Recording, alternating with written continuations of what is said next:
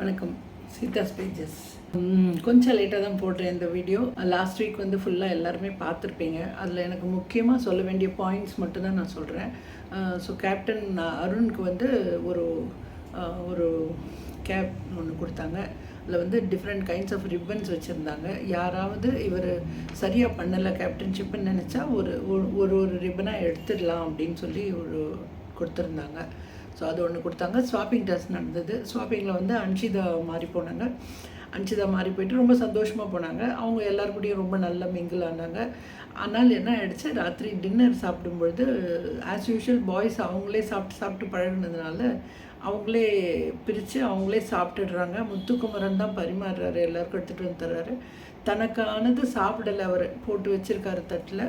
So எல்லாருக்கும் கொடுத்துட்டு சாப்பிட்லான்னு வந்து உட்காந்து வைக்கிறாரு. அப்போ அன்ஷிதா வந்துட்டு கேட்குறாங்க, எல்லோரும் சாப்பிட்டு முடிச்சிட்டிங்களா, என்னை மறந்துட்டீங்கல்லன்றாங்க. அவங்களுக்கு ரொம்ப அழுக வந்துடுது. இவங்க வந்து இல்லை இருக்குது, உனக்காக தான் வச்சுருக்கோம் அப்படின்லாம் சமாளிக்கிறாங்க. அவங்க சொல்கிறாங்க, இல்லை நீங்கள் மறந்துட்டீங்க அப்படின்னு. அப்புறம் எல்லோரும் ஒத்துக்கிறாங்க, மறந்துட்டோம். கோச்சிட்டு போய் உட்காந்துருக்காங்க, அழுதுட்டுருக்காங்க. அப்புறம் எல்லோரும் சேர்ந்து எல்லோரும் போய் சமாதானம் பண்ணி கூட்டிகிட்டு வந்து சாப்பிட வைக்கிறாங்க. ஸோ அது பார்க்குறதுக்கு ரொம்ப நல்லா இருந்தது. ரொம்ப ஃப்ரெண்ட்லியாக இருந்தது. அன்ஷிதா கொஞ்சம் எல்லாருக்கிட்டையுமே நல்லா மூவ் பண்ணுறாங்க. அதனால் அதே மாதிரி அவங்க எல்லாருமே ரெசிப்ரிகேட் பண்ணாங்க. இதுதான் முதல் நாள் சொல்லக்கூடியது. ஸோ அடுத்தது வந்து இந்த ஸ்கூல் டாஸ்கில் உண்மையாக நான் சொல்லணுன்னா மஞ்சரி ஒண்டர்ஃபுல்லாக பண்ணுறாங்க. மஞ்சரி வந்து ஒரு டீச்சராகவே மாறிட்டாங்க. அவங்க ட்ரெஸ்ஸிங், அவங்க அந்த பாடி லாங்குவேஜ் எல்லாமே பார்த்திங்கன்னா உண்மையாக ஒரு டீச்சரை பார்க்குற மாதிரியே இருந்தது. அவங்க மெயின்டைன் பண்ணாங்க, அவங்க பேச்சில் எல்லாமே அப்படியே டீச்சர் மாதிரியே மெயின்டைன் பண்ணாங்க. அது ரொம்ப நல்லா இருந்தது. ஜெஃப்ரி சொல்லணுன்னா, ஜெஃப்ரி வயசில் சின்னதாக இருந்தால் கூட ஒரு பிடி மாஸ்டருக்கான ஒரு மிடுக்கு இருந்தது. அதே மாதிரி அவர் ஹேண்டில் பண்ண விதம் எல்லாமே வந்து ஒரு பிடி மாஸ்டர் தான் ரிமைண்ட் பண்ணிச்சு. ஆக்சுவலி அதுவும் ரொம்ப நல்லா பண்ணியிருந்தார்.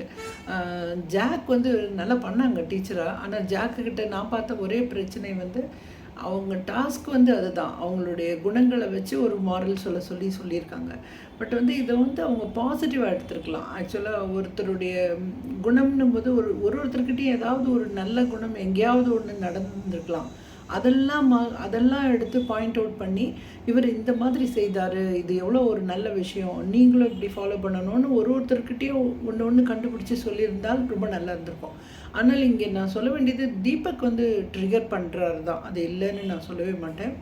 தீபக் பார்த்திங்கன்னா கட்டுறது கையளவு கல்லாதது உலகளவுன்னு சொன்னது ஆப்வியஸாக நமக்கு தெரியுது. ஜாக்கை பார்த்து தான் சொன்னார்ன்றது தெரியுது. ஸோ அதில் வந்து அவங்க ட்ரிகர் ஆகிடுறாங்க. அடுத்தது வந்து சிவா சின்ன ரோல் தான் அவர் பண்ணுறாரு. ஃபஸ்ட்டு பிரின்ஸிபலுக்கும் விபிக்கும் தான் என்ன பண்ணுறதுன்னு தெரியல. சும்மா கிளாஸ்குள்ளெல்லாம் வந்து செக் பண்ணுறோம், இன்ஸ்பெக்ட் பண்ணுறோன்னு திருப்பி வந்துட்டு இருந்தாங்க. அது ஒன்று போச்சு. அடுத்ததான்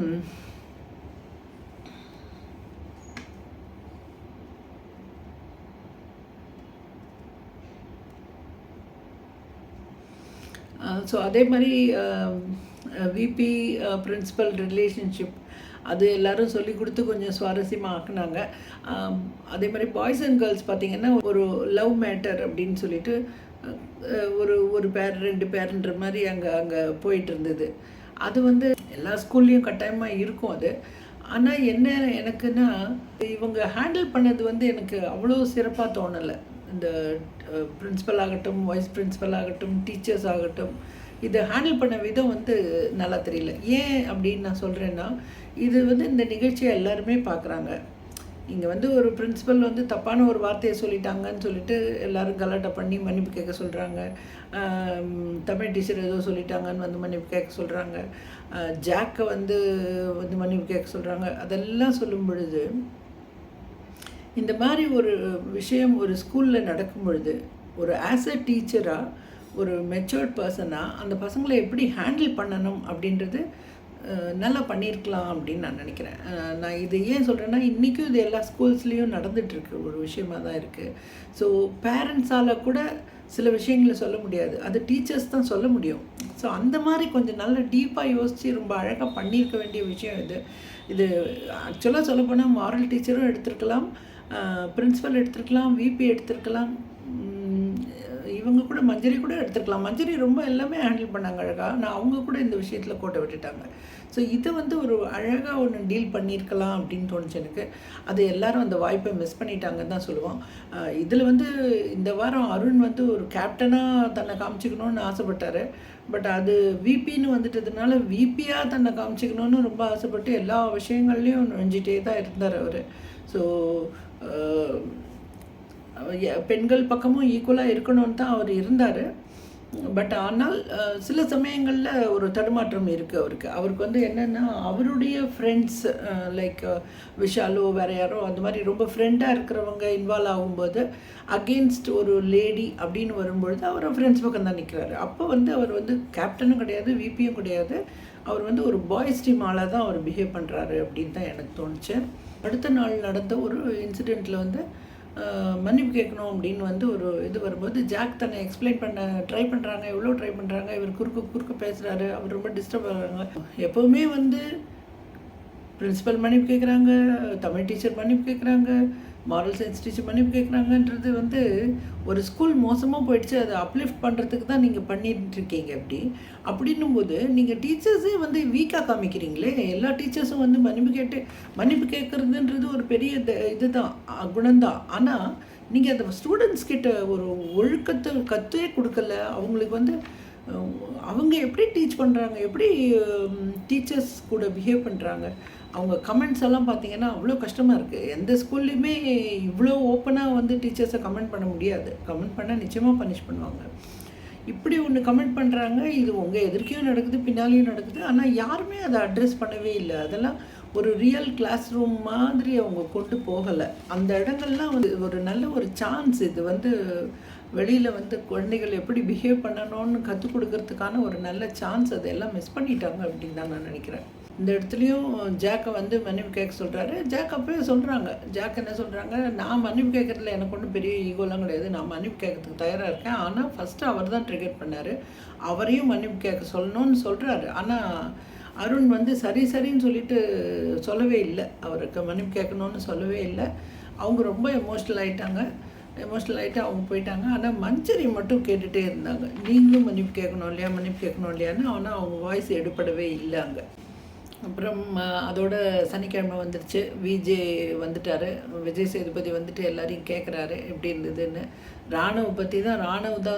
ராணுவ வந்து அவருடைய நாமினேஷன் வீக்குன்றதுனால அவர் வந்து எக்ஸ்ட்ரா எஃபர்ட், அவருடைய இதுக்கு மேலே ஒரு எக்ஸ்ட்ரா எஃபர்ட் போட்டிருக்காருன்றது நல்லா தெரிஞ்சுது. அது வந்து நிறைய பண்ணியிருக்காரு அப்படின்றது அவங்க ஜாக்லின் சொன்ன விதம் ரொம்ப நல்லா இருந்தது. அவர் என்னெல்லாம் பண்ணார், எப்படிலாம் திணற வச்சார் அப்படின்னு சொல்கிறது ரொம்ப நல்லா இருந்தது. அது போச்சு. அன்ஷிதாவை கேட்டார். அன்ஷிதா சொன்னாங்க, நான் ரொம்ப பிளெஸ்டாக ஃபீல் பண்ணுறேன். பாய்ஸில் அணியில் வந்து ஃபஸ்ட்டு எனக்கு ஒரு பிரச்சனை இருந்தது, ஆனால் அதுக்கப்புறமா வந்து சாப்பாடு மறந்துட்டாங்கன்ற ஒரு இது இருந்தது. ஆனால் அதுக்கப்புறம் என்னை ரொம்ப ஆசையாக பார்த்துக்கிட்டாங்க எல்லோரும். சேச்சின்னு சொல்கிறதாகட்டும், அன்ஷிதான்றதாகட்டும், எல்லாருமே ரொம்ப பார்த்துக்கிட்டாங்க அப்படின்னு சொன்னாங்க. அது ரொம்ப நல்லா இருந்தது. அவங்க அந்த ஒரு பாண்டிங் வந்து ரொம்ப நல்லா வந்துருந்துருது அப்படின்னு சொல்லி. மஞ்சரி பேசும்போது சொன்னாங்க, டீச்சராக இருந்தது எக்ஸ்பீரியன்ஸ் எப்படி இருக்குது அப்படின்னு சொல்லும்போது சொன்னாங்க அவங்க, ரொம்ப கஷ்டமாக இருக்குது சார், இந்த 3 நாள் இவ்வளோ நேரம் நின்று இவங்களெல்லாம் கண்ட்ரோல் பண்ணுறதுக்கு அது இவ்வளோ கஷ்டமாக இருக்குன்னா டீச்சர்ஸுக்கெல்லாம் எவ்வளோ கஷ்டமாக இருக்குன்னு தெரியுது. இந்த நேரத்தில் நான் அவங்களுக்கெல்லாம் ஒரு பெரிய சல்யூட் பண்ணணும்னு ஆசைப்பட்றேன் அப்படின்னு சொன்னாங்க. அது ரொம்ப நல்ல ஒரு விஷயமா. இந்த மாதிரி விஷயங்கள் தான் கன்வே ஆகணும் அப்படின்னு நான் நினைக்கிறேன். அது ரொம்ப அழகாக கன்வே பண்ணாங்க அவங்க. ஜெஃப்ரியும் சொன்னார், நான் எங்கள் ஒரு மாஸ்டர் இருப்பார், அவரை காப்பி பண்ணணும்னு ஆசைப்பட்டேன், அதே மாதிரி தான் பண்ணேன் அப்படின்னு சொன்னார். ராணுவ வந்து கேட்டார் விஜய் சேதுபதி, ஏதாவது இருக்கா சொல்கிறதுக்கு. ஏன்னா ராணுவ வந்து ஃபஸ்ட்லேருந்து கம்ப்ளைண்ட் பண்ணிகிட்டே இருந்தார். என்னை வந்து யாருமே வந்து ராணுவன்ற பேர் கூட வர மாட்டேங்குது, என் பேரையே தப்பாக சொல்கிறாங்க, என்னை வந்து எதையுமே செய்ய விட மாட்டேன்றாங்க அப்படின்லாம் சொல்லிட்டு இருந்தார். இப்போ வந்து அவரே டிசைட் பண்ணிட்டார், நம்ம வந்து யாரும் கூப்பிட போகிறதில்ல, நம்ம வந்து பர்ஃபார்ம் பண்ணுன்னு இடம் கொடுக்க போகிறதில்ல, நமக்கான ஸ்பேஸை நம்ம க்ரியேட் பண்ணிக்கணும், நம்ம தான் பண்ணணும் அப்படின்றது புரிஞ்சுக்கிட்டாரு. இப்போது நல்லா விளையாட ஆரம்பிச்சிருக்காரு. ஸோ அவருக்கு ஜனங்கள்கிட்டேருந்து உடனே சப்போர்ட்டும் கிடைக்கிது. ஸோ இவர் வந்து அதே மாதிரி வந்துடுவார் அப்படின்னு தோணுது. ஜெஃப்ரி வந்து கேட்டாங்க, ஜெஃப்ரி வந்து நீ ஏன் ஜாக்கை பேச விடலை அப்படின்னு. ஜாக்கை வந்து சொன்னார், நீங்கள் வந்து தீபக் வந்து இப்படி சொன்னாருன்னு எப்படி எடுத்துக்கிட்டீங்க அப்படின்னு. தீபக்கை கேட்டாங்க, நான் அப்படி மீன் பண்ணலை அப்படின்னு சொல்லிட்டாரு. அருணும் வந்து அவர் சொல்லலை சார் அப்படின்ட்டாரு. இது வந்து எனக்கு கொஞ்சம் சங்கடமாக இருந்தது. ஏன்னா நான் ஃபஸ்ட்லேருந்தே நான் பார்க்குறேன், இது ஒரு பப்ளிக் ஃபோரமாக இருக்குது, எல்லாருமே பார்க்குற ஒரு விஷயமா இருக்குது. அங்கே வந்து ஜாக் ஒரு தப்பு பண்ணியிருக்காங்க, அது தெரியல, தெரியாமல் பண்ணிட்டேன், எனக்கு அந்த மாதிரி சொல்லிக் கொடுக்க ஆள் இல்லை அப்படின்னு சொன்னாங்க. ஒரு சின்ன விஷயம், ஒரு கை கழுவுற விஷயம், எங்கேயோ தப்பான சிங்கில் போய் கழுவிட்டாங்க ஏதோ ஒன்று. அது வந்து சில வீடுகளில் செய்கிறது உண்டு தான், பாத்திரம் எதுவும் இல்லைன்னா கை கழுவுறது உண்டு தான். ஆனால் அவங்க செய்துட்டாங்க அப்படின்றத வந்து இவ்வளோ பெரிய இஷ்யூவாக கொண்டாந்து சொல்லி பண்ணார். ஆனாலுமே அவங்க வந்து மன்னிப்பு கேட்டுக்கிட்டாங்க. எனக்கு அதெல்லாம் தெரியல, எனக்கு சில விஷயங்கள் தெரியல, நான் தெரிஞ்சுக்கிறேன், மாற்றிக்கிறேன் அப்படின்னு சொன்னாங்க. இது வந்து ரொம்ப மெக்னானிமஸாக சொல்லியிருக்கிறாங்க, அதோடு விட்டுருக்கணும். ஆனால் இது வந்து எல்லா இடங்கள்லையுமே தீபக் வந்து இன்சிஸ்ட் பண்ணிக்கிட்டே இருக்கார். அவங்களுக்கு ஒன்றும் தெரியாது, அவங்களுக்கு சொல்லி கொடுக்கணும், கற்றுக்கிறேன்றாங்க அப்படின்றது வந்து அவர் மெயின்டைன் பண்ணிக்கிட்டே இருக்கார். அது வந்து நல்லாவே இல்லை. அது வந்து தீபக் என்னமோ எல்லாமே தெரிஞ்ச மனுஷன் மாதிரி அது சொல்லிகிட்ருக்காரு. ஆனால் அவருடைய பிஹேவியரில் பார்த்தாலே இந்த மாதிரிலாம் ஒருத்தரையும் இன்சல்ட் பண்ணுற மாதிரி பேசுறது இதெல்லாம் நடந்துட்டு தான் இருக்குது. ஆனால் என்னமோ தெரியாது, எனக்கு தீபக்கை பற்றி யாருமே கம்ப்ளைண்ட்டும் பண்ண மாட்டேன்றாங்க. அது விஜய் சேதுபதி லெவலுக்கு போகவும் மாட்டேங்குது. போனாலும் அவர் ஏதோ சமாதானம் சொல்லி முடிச்சுக்கிறாரு. அது வந்து எனக்கு வந்து விஷாலும் சரி தீபக்கும் சரி இந்த வீட்டில் கொஞ்சம் அப்பர் ஹேண்ட் எடுத்துகிட்ருக்காங்கன்னு தான் சொல்லுவாங்க. முத்துக்குமரன் பண்ணார். முத்துக்குமரனுக்குன்னு வந்து ஃபஸ்ட்டு ஒரு வார்னிங் மாதிரி அவங்க வந்து அந்த ஒரு ஃபீட்பேக் முத்துக்குமரனுக்கு கிடைச்ச உடனே முத்துக்குமரன் மாறிட்டார். முத்துக்குமரன் வந்து முன்னே இருந்த முத்துக்குமரன் கிடையாது இப்போது. நானே கூட நினச்சிக்கிட்டேன் முத்துக்குமரன் வந்து இப்படி இவ்வளோ சைலண்ட்டாக போனார்னா நல்லது இல்லையோ அப்படின்னு நினச்சேன். ஆனால் இப்போ சைலண்ட்டாக தான் போகிறாரு. ஆனால் அங்கங்கே ஒரு யாருக்கு என்ன சொல்லணுமோ அதை சொல்லிடுறாரு. இன்ஃப்ளூயன்ஸ் பண்ணுற மாதிரி இல்லைன்னா கூட சொல்லிடுறாரு. அதே மாதிரி இவர் வந்து முன்னால் இந்த பெண்கள் அணியில் இருக்கிறவங்களெல்லாம் ஒரு மாதிரி ட்ரீட் பண்ணுறாரோ அப்படின்னு நினச்ச முத்துக்குமரன் இப்போ ரொம்ப மாறி இருக்கார். எல்லாருக்கிட்டையும் நல்லா சகஜமாக தான் பழகிட்டு இருக்கார். இப்போது அந்த மாதிரி ஒரு மாறுதல் வந்து விஷாலுக்கோ தீபக்குக்கோ வரல. விஷாலாவது சும்மா போய் ஃப்ரெண்ட்லியாக இருக்கார். இவங்களும் காப்பாற்றி விடுறாங்க. இவங்க தன்ஷிகா இவங்கெல்லாம் வந்து சாச்சனாலாம் ரொம்ப நம்புகிறாங்க அவரை. இல்லை இல்லை நீங்கள் அப்படி இல்லைன்ற மாதிரிலாம் பேசிகிட்டு இருக்காங்க. அதனால் தீபக்கு அந்த அளவுக்கு இன்னும் வரவே இல்லை வெளியில் அப்படின்றது தான் என்னுடைய எண்ணமாக இருக்குது. இது வந்து விஜய் சேதுபதி லெவலுக்கு போகுதான்னு எனக்கு தெரியல. பட் தீபக் வந்து கொஞ்சம் ஒரு மேல் ஈகோ இருக்கிற ஒரு ஆளாக தான் நான் பார்க்குறேன்.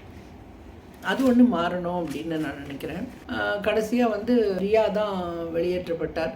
ரியா வந்து அந்த லைனில் நிற்க வைக்கும்போது கடைசி 3 பேராக நிற்க வச்சதே அவங்க ஒத்துக்கலை. இது ஐ டோன்ட் டிசர்வ் இட் அப்படின்னு தான் சொல்லிட்டு இருந்தாங்க. ஸோ இப்போவும் வந்துருச்சு. இப்போ நான் என்ன நினைக்கிறேன்னா, இவங்க பண்ண சில தப்புகள்லாம் வந்து என்னென்னா, ரியா வந்து ரொம்ப நல்லா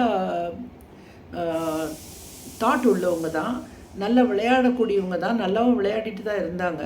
கொஞ்சம் வந்து ஓவராக விளையாட ஆரம்பித்தாங்க. அவங்க வந்து தன்னை காமிச்சிக்கணும் அப்படின்றதுக்காக கொஞ்சம் எக்ஸ்ட்ராவாக கொஞ்சம் பண்ணிகிட்டு இருந்தாங்க. அது கூட ஒன்றும் பெரிய விஷயங்கள் இல்லை. எல்லோரும் தனக்குத்தானே பேசுகிறாங்க, அவங்க மைக்கிட்ட போய் பேசுகிறாங்கன்னாங்க. அவங்க பழைய பிக் பாஸ்லாம் பார்த்துட்டு தான் வந்திருக்காங்க. ஆனால் பழைய பிக் பாஸ் மாதிரி இல்லை இந்த பிக் பாஸ். இது கொஞ்சம் வித்தியாசமான பிக் பாஸாக தான் இருக்குது. அதனால் போய் கேமராவில் பேசுகிறதுன்றது ஒரு சொல்யூஷன் கிடையாதுன்ற மாதிரி தான் இருக்குது. ஆளுங்கக்கிட்டேயே பேசுங்க, எதுக்கு கேமரான்ற மாதிரி தான் இந்த ஷோஸ் இருக்குது. ஸோ இவங்க கேமரா கிட்ட பேசுனது கூட தப்பில்லை. ஆனால் அது பேசும்பொழுது வந்து இப்படின்னா பிக் பாஸே சரியில்லை அப்படின்ற மாதிரியெல்லாம் போயிட்டாங்க. ஒரு பிக் பாஸ்ன்ற ஒரு நிகழ்ச்சி வந்து இவ்வளோ ஒரு பாப்புலரான நிகழ்ச்சின்னும் பொழுது அதில் நிறைய ஒரு ப்ளஸஸ் இருக்கவே தான் அது வந்து இவ்வளோ ஒரு பாப்புலராக இருக்குது. அந்த மாதிரி ஒரு ஷோவில் உங்களை கூப்பிடும்போது நீங்கள் இப்படி நினச்சிருந்தா போயிருக்கவே கூடாது அப்படின்னு ஒரு நல்ல ஷோன்னு எடுத்துகிட்டு தான் போயிருக்கீங்க. போயிருக்கும்போது அங்கே ஒரு ஃபேர் ப்ளே கொடுக்குறீங்க. தப்பாக இருக்குன்னா நீங்கள் அங்கங்கே தட்டி கேட்கலாம். அப்போ வந்து பிக் பாஸே சரியில்லைன்ற மாதிரியெல்லாம் வந்து அவங்க பேசினாங்க. அதெல்லாமே வந்து ஜனங்களுக்கு ஒரு நெகட்டிவ் இம்பேக்ட் கொடுத்துட்ருக்கோம் அப்படின்னு நினைக்கிறேன். ஸோ இந்த வாட்டி அவங்க நல்லா தான் விளையாடினாலும் அந்த பழசு பேசுனது இதெல்லாம் வந்து ரிஃப்ளெக்ட் ஆகிடுச்சு அப்படின்னு தான் எனக்கு தோணுச்சு. அதனால் ரியாவை தான் ஓட் பண்ணி வெளியில் அமைச்சிருக்கிறாங்க. ஸோ ரொம்ப அப்போவும் சொன்னாங்க ஐ டோன்ட் டிசர்வ் இட்னு சொல்லிகிட்டே தான் போனாங்க. நான் சரியாக தான் விளையாடியிருக்கேன், எல்லாம் பண்ணியிருக்கேன் அப்படின்னு தான் சொன்னாங்க. நல்லா தான் விளையாடினாங்க. என்ன விளையாடினாலும் மக்களுடைய ஓட்டு நம்ம மதித்து தான் ஆகணும். அதனால் அவங்களுடைய ஓட்டுப்படி அவங்க வெளியில் போக வேண்டியதாகிடுச்சு. ஸோ அவங்க போகும்போது வீடியோலாம் போட்டு காமிச்சு சொன்னார், நீங்கள் வந்து 2 வாரமோ 3 வாரமோ இருந்தால் கூட உங்களுடைய நல்ல ஒரு இம்ப்ரெசிவான ஒரு ஆளாக தான் இருந்துட்டு போகிறீங்க. அதனால் உங்கள் ஒரு பாசிட்டிவ் இமேஜோடு தான் போகிறீங்க. அதனால் நீங்கள் பயப்பட வேண்டியதில்லை. நீங்கள் நல்லா வெளியிலையும் நல்லா உங்களுடைய இதில் நல்லா வருவீங்க அப்படின்னு சொல்லி தான் அனுப்பிச்சார். அவருக்குமே என்ன சொல்கிறதுன்னு தெரியல. நீங்கள் எவ்வளோ எமோஷ்னலாக ஆகிறீங்க, எனக்கு என்ன சொல்கிறதுன்னு தெரியல அப்படின்னு. ஏன்னா அவங்கக்கிட்ட பெரிய ஃபால்ட்டுன்னு மற்றபடி சொல்கிறதுக்கு ஒன்றும் இல்லை. இவங்கள விட மோசமாக விளையாடாமலே உட்காந்துட்டு இருக்கவங்கெல்லாம் இருக்கிறாங்க அங்கே. அவங்கெல்லாம் சர்வைவ் ஆகிட்டே இருக்கிறாங்க பிகாஸ் ஆஃப் தி நாமினேஷன். இந்த பாய்ஸ் வந்து பெண்களை தான் டார்கெட் பண்ணி அமுச்சிட்டே இருக்காங்களே தவிர ஆண்களை ரொம்ப ஒத்துமையாக இருக்கிறாங்க. அவங்க அந்த விஷயத்தில் வந்து ஆண்கள் வந்து ரொம்ப ஒத்துமையாக இருக்காங்க. எவ்வளோ தான் சொன்னாலும் சொல்கிற நேரத்தில் போடுறாங்களே தவிர அதுக்கப்புறம் அவங்கெல்லாம் ஒத்துமையாக தான் இருக்காங்க. ஒரு இடத்துல வந்து முத்துக்குமரன் கிட்டேயே போய் சொல்கிறாங்க, ஜாக் சொல்கிறாங்க, நீ ரொம்ப பிடிக்கும்ல, நானுன்னா உனக்கு ரொம்ப பிடிக்கும்ல அப்படின்னு சொல்லிட்டு இப்படியாவது கொஞ்சம் தலையில் போட்டு ஏற்றி விடலான்னு பார்க்குறேன் அப்படின்றாங்க. அப்புறம் ஒரு தடவை பேசும்போது பேசுகிறாங்க, ஒரு மாதிரி அழுதுட்டு சொல்கிறாங்க, ஏன்டா என்னை எல்லாரும் டார்கெட் பண்ணுறாங்க, என்னையே ஏன்டா எப்போ பாரு நாமினேட் பண்ணுறாங்க அப்படின்லாம் சொல்கிறாங்க. அவங்களுக்கு தெரியாது இவர் தான் ஃபஸ்ட்டு நாமினேஷன் பண்ணுறதே முத்துக்குமரனாக தான் இருக்காங்க. அதுவே தெரியல ஜாக்குக்கு அப்படின்னு அவங்க புலம்பிகிட்டு இருக்காங்க. ஸோ இது மாதிரி அண்டர் கரண்ட் என்னென்னமோ ஓடிட்டுருக்கு. வெளியில் எல்லோரும் நல்லா தான் பேசிகிட்டு இருக்காங்க. பட் ஆனால் இப்போவும் நான் சொல்கிறேன், பெண்கள் வந்து இண்டிபெண்ட்டாக இண்டிவிஜுவலாக தான் விளையாடிட்டுருக்காங்க. ஆண்கள் இன்னுமே குரூப்பாக தான் இருக்காங்க. அவங்க அதாவது ஒரு ஒன்றா இருக்கிறது தப்பு கிடையாது, ஆனால் இண்டிபெண்ட் திங்கிங் இருக்கணும்.